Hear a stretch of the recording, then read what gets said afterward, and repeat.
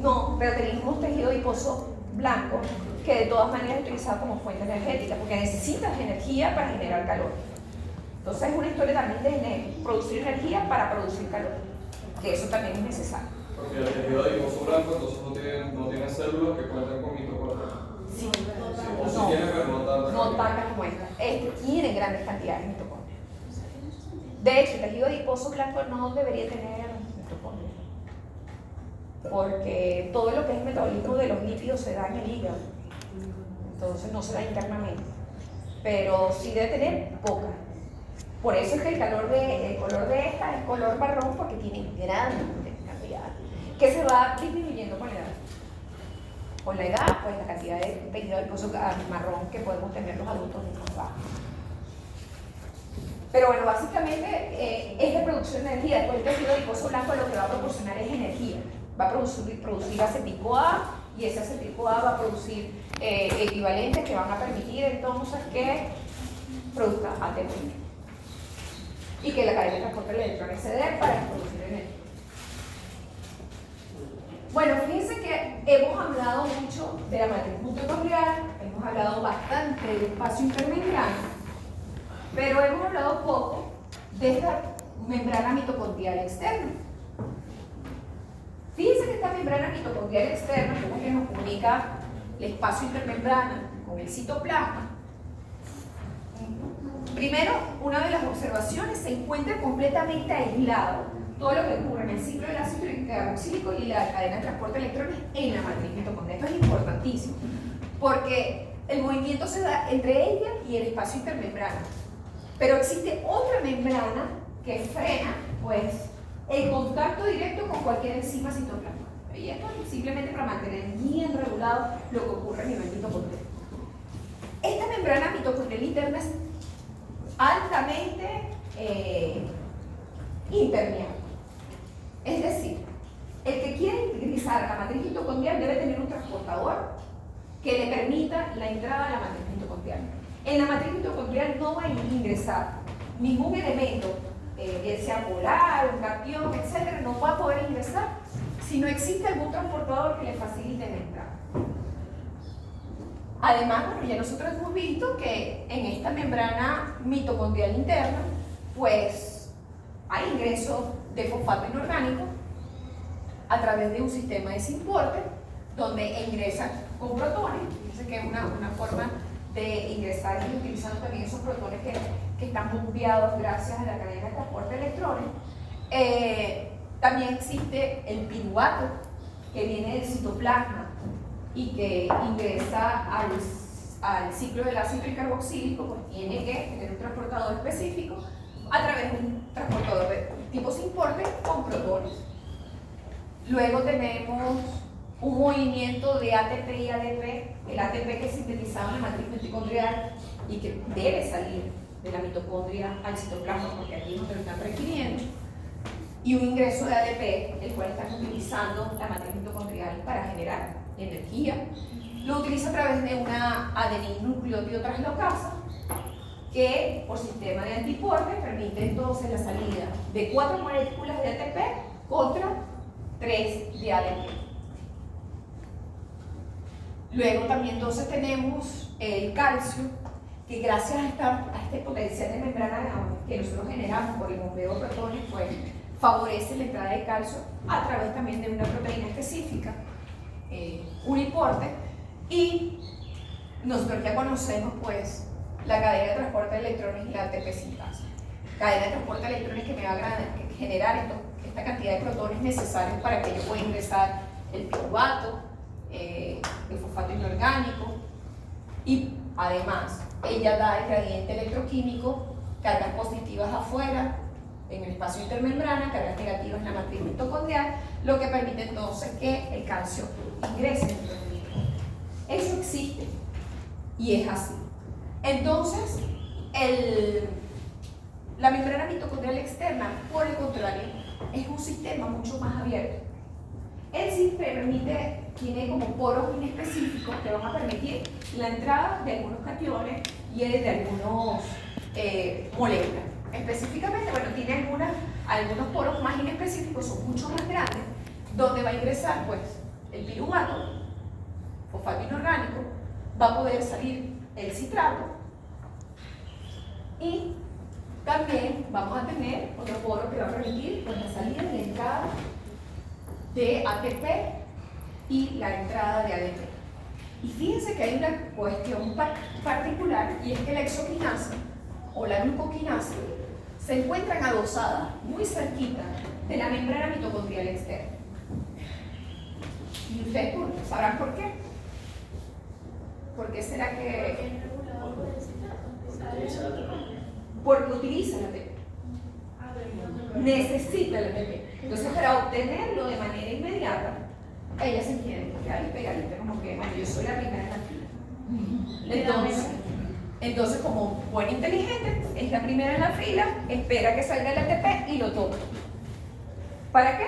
Para fosforilar la glucosa cuando crece dentro de ese.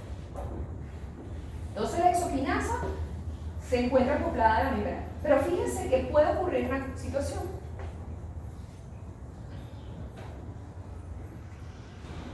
Y es que nosotros denominamos los canales iónicos dependientes de voltaje, pues todos aquellos que forman parte de esta membrana mitocondrial externa que van a ayudar y la adeninoglucótido translocasa que van a participar en la integridad de la mitocondria.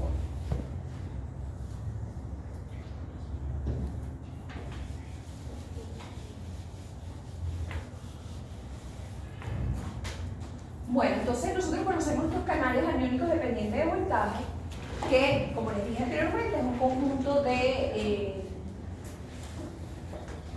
proteínas que se encuentran unidas para poder regular pues, el ingreso o el egreso de las moléculas dentro de la mitocondria y que se encuentran acopladas también a la translocasa adherida al nucleótido translocasa.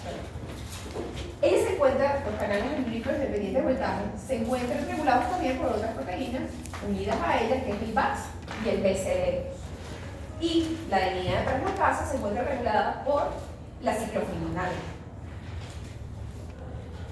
Fíjense que entonces, esta adenina nucleótido translocasa es abierta siempre y cuando las concentraciones de calcio son elevadas, de fosfato inorgánico son elevadas y de radicales libres son elevadas. Supongamos que existe una situación en la que hay una disminución, un aumento de la permeabilidad de la membrana que hace que el calcio empiece a fluir rápidamente dentro de la célula y eso hace entonces que yo la active. Si yo la activo, voy a permitir el ingreso masivo de, en este caso, ADP y comienza como un daño celular. Otra cosa es que, bueno, el potencial de membrana, si disminuye, o sea, si se ve afectado, puede inhibir entonces la adenina nucleótido translocasa. Igual que ocurre con el ATP y los protones. Supongamos que hay una disminución de producción de ATP y que haya un incremento de la acidez, es decir, haya un incremento de protones. Disculpe que la interrumpa, pero la profesora Clara acaba de decir que la práctica no se va a hacer hoy. ¿Por qué? Buenos días, les escribo para informarle que la práctica no será el día de hoy. Me Falta a este problema. Cuando hay una isquemia, es decir, que no llega irrigación sanguínea, por lo tanto no hay oxígeno dentro de un tejido, las concentraciones de ATP van a decaer, las concentraciones de protones incrementan, lo cual abre este canal aniónico dependiente de voltaje, es decir, ingresa todo lo que quiera ingresar dentro de la mitocondria y hace entonces que se abra el canal también de adenina nucleótido translocasa, porque el ATP me mantiene esta relación de regulación pues, interna del calcio. Y entonces, pues, al disminuir la protección de ATP con respecto a la célula, pues las concentraciones de calcio comienzan a incrementarse dentro de la célula, la presencia de radicales libres comienza a incrementarse dentro de la célula, que hace entonces es que la membrana quede permeable. Y al quedar permeable, entonces, pues es una célula que va a tener apoptosis, es decir, muerte celular.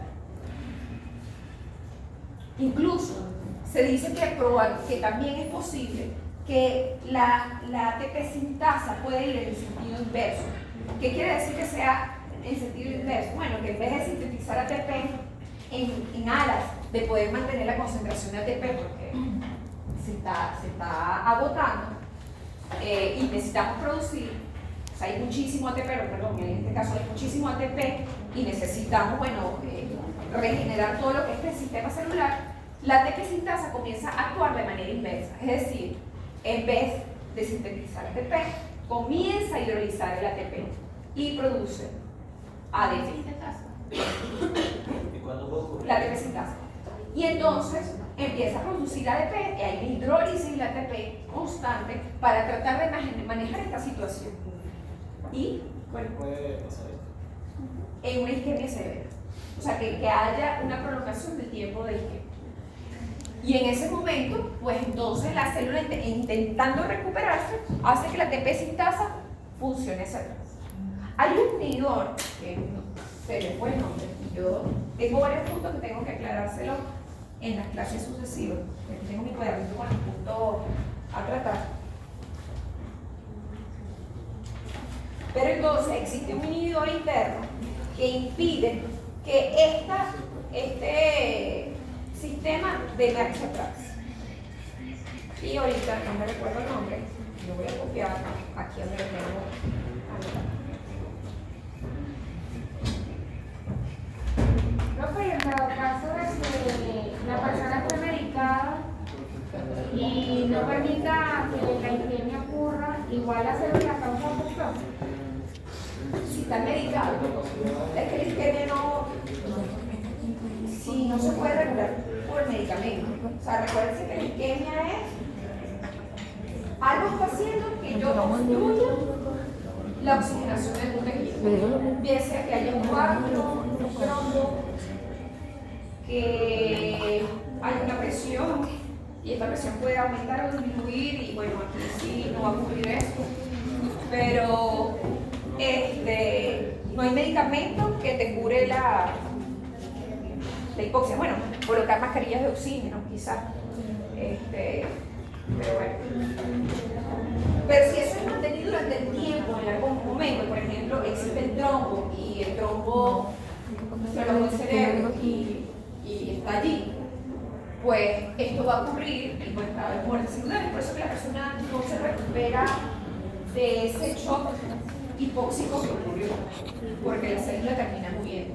Y termina muriendo porque primero comienza esa necesidad de, bueno, voy a hidrolizar el ATP, voy a hacer que la ATP sintasa funcione de manera inversa, hidrolizando el ATP para proteger mi célula, mi membrana, mi integridad de la membrana mitocondrial. Pero es que no lo logro. Y no lo logro porque, bueno, simplemente no lo voy a lograr porque la hipoxia se mantiene. Y llega un momento que muere la célula. Y eso es lo que ocurre con el latido cardíaco, eso es lo que ocurre con las neuronas, eso es lo que ocurre con el tejido que esté hipóxico. Hay una proteína que le estaba diciendo que lo iba a copiar. Aquí tengo los puntos que vamos a tratar y no crean que no lo he olvidado. A ver, yo te lo devuelvo.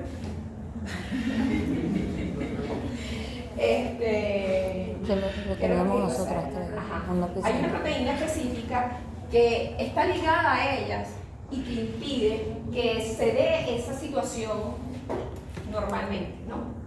O sea, hay una proteína inhibitoria, que no me recuerdo el nombre, y eso es lo que les voy a decir la próxima clase, inhibitoria. O sea, tengo varios puntos que tenemos que tratar.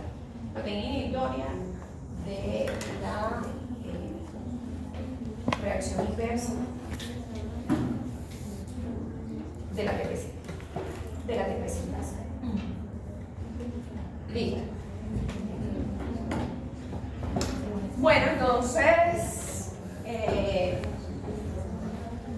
¿esto qué es? Pues no, ¿verdad? Es verdad, no es verdad. Ni de nombre.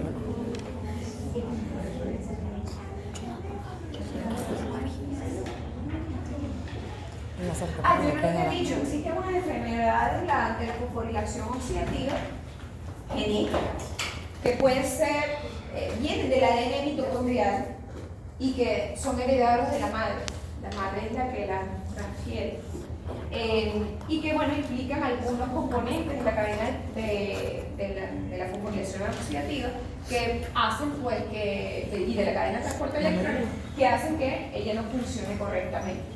Entonces bueno, en el examen no les voy a preguntar esas patologías, pero sí les puedo poner un ejemplo, les digo más o menos, les pregunto qué es lo que puede ocurrir metabólicamente.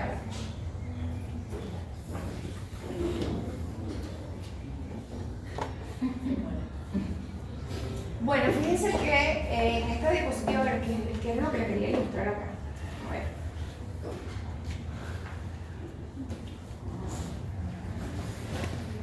Fíjense que esta es la primera observación que dicen aquí. O sea, fíjense que si nosotros estamos en una situación de anoxia o isquemia o por cianuro o algún evento venenoso, pues nosotros sabemos que se interrumpe la cadena de transporte de electrones y al inhibir pues la cadena de transporte de electrones, nosotros sabemos que bueno, no hay síntesis de ATP y que también bueno, la glicólisis aeróbica no se va a poder dar, por lo tanto pues estamos en función de la producción de lactato y de la glicólisis anaeróbica, es lo que dice esto, y que ya lo hemos ganado bastante. Otra vez, bueno, una disminución de la oxidación. Esta situación pues genera una disminución de la oxidación de NADH y F2H, la cadena de transporte de electrones, lo que resulta también entonces que se acumula el piriguato, eso lo hemos hablado bastante, genera lactato y que los ácidos grasos entonces sean utilizados para producir glicéridos. Entonces, bueno, en el caso del metabolismo de los ácidos grasos, recordando que cuando ocurre la lipólisis, pues genero a partir de los triglicéridos genero glicerol y acetil-CoA, pues en este caso pues genero triglicéridos y más bien voy produciendo más bien un estrés ya desde el punto de vista de los lípidos, ¿no? Una pregunta. ¿El glicerol del fosfato de la lanzadera no tiene nada que ver con el metabolismo de los lípidos? Tiene que ver el glicerol. El glicerol. Sí, el El glicerol. que reduce el NAD. Sí, el glicerol, sí. Viene el metabolismo lípido, pero también puede venir el metabolismo de los carbohidratos. Pero viene el metabolismo o a partir de ahí se puede ir a la ruta de los lípidos. Viene, porque si los triglicéridos, cuando tú les actúa la lipasa, produce glicerol y produce acetil-CoA, pero ácido graso y glicerol, el ácido graso se va a producir acetil-CoA y el glicerol se va a producir glucosa. ¿Sí? O sea, del metabolismo de la glucosa, del piruvato, tenemos dos NADH, ¿verdad? Eso, a través de la lanzadera, el reduce el glicerol, pero ese glicerol ¿cómo se forma? Puede venir del metabolismo de los carbohidratos y puede venir del metabolismo de los lípidos. Puede venir los dos. Puede venir del metabolismo de carbohidratos porque la hidroxiacetona fosfato produce glicerol. ¿Sí? De hecho, lo hemos visto en el sistema de la lanzadera. Pero los triglicéridos cuando son degradados, o sea, son oxidados, ya produce ácidos grasos y glicerol. O sea, puede venir de los dos lados.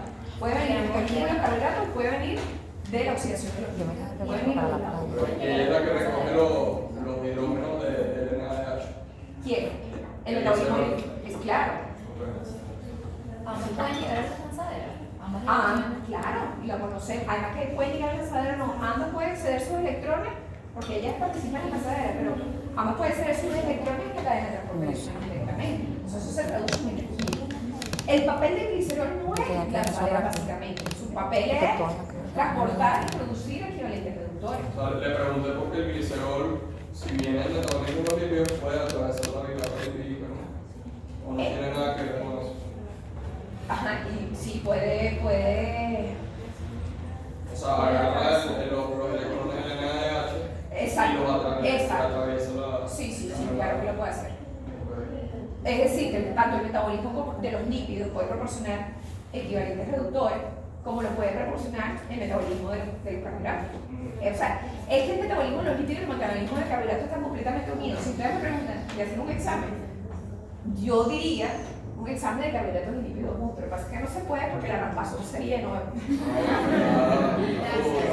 Está ruido. Pero imagínense ustedes porque todo está engranado. Quita tiempo. Dímelo tú. No, no es verdad. A la 2 me aparece Tris, me aparece ¿No puedes repetir esa parte, por favor? Tiene la misma estructura. No entendí esa parte. Aminoácidos como proteínas. Sí. Están estructuradas de la misma manera. Profe, si el glicerol entra al complejo 2 de la cadena de transporte electoral nada más allá con FAT. La cadena de Única. Ok. No sé. Bueno, entonces, eso ya lo habíamos hablado.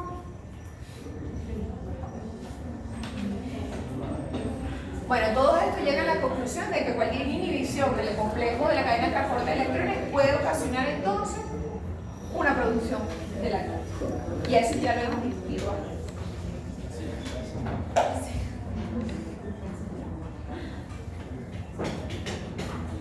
¿Qué otra cosa por ahí hay que no me haya dicho?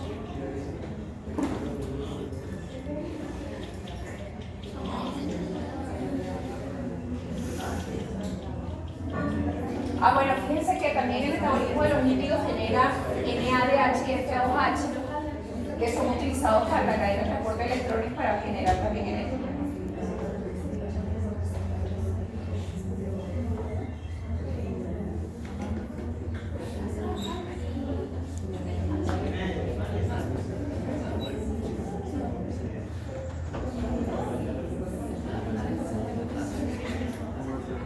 Bueno, y esto para que vean también, esta lámina está que ustedes observen cómo el metabolismo de la glucosa puede intervenir también en la biosíntesis. Entonces, bueno, si no estamos utilizando el acetílico A, puede utilizarse para la síntesis de ácidos de triglicéridos a partir de estos ácidos grasos y el glicerol.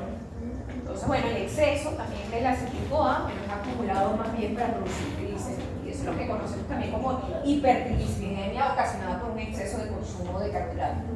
Entonces, la primera dieta que damos a una persona que sufre de hipertrigliceridemia puede reducir la cantidad de carbohidratos en la dieta.